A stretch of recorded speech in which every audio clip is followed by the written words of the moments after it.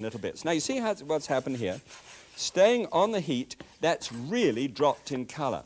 When you make a sauce of this, and we're going to make sauces of this later on, when you make a sauce, it goes that marvelous mahogany color.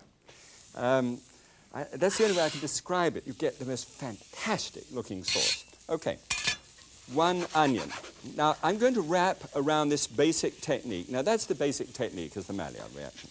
Now I'm going to start moving it beyond the technique and into a little sauce, because every time I'd like you to have a recipe that you can try in this week that follows, and then, you know, catch up with me. Don't let me get ahead of you. Do each dish each week, and then, you know, on to the next week. Okay, right. Smash the 2 cloves of garlic down there. That's a cheap, it's quick actually. It's also fairly cheap. Way of crushing garlic, and you get it good crushed down, put it down, brown in the pan, and just let that go until the onions in there have softened.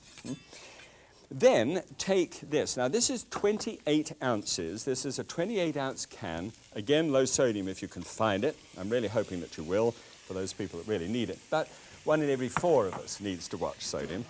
Then you just scrape up the residues in the bottom of the pan. You see, scrape it up into the dish so you don't lose any particle of that quality. The depth that comes from that flavor and the aroma is just amazing as it's stirred into the sauce. So those are chopped Roma tomatoes, and usually skinless if you can find those. Good.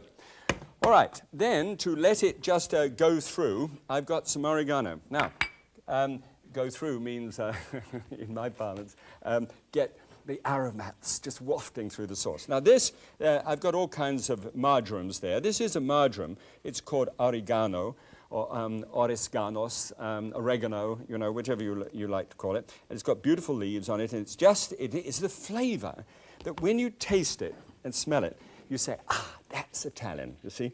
So you take a tablespoonful of this, which is chopped up, and stir that in for the 10 minutes of cooking that it takes until it looks just like this one here. So it deepens in color a little bit, but the herbs are in there, and they've really got to mingle and do their thing.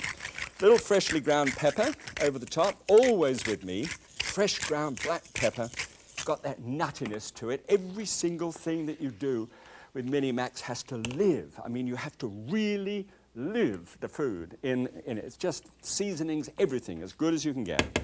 And now, some parsley stalks. Strange thing this, that there is in the parsley stalk a kind of peppery taste. It's not peppery, well, it is peppery, I said it. It's got a neat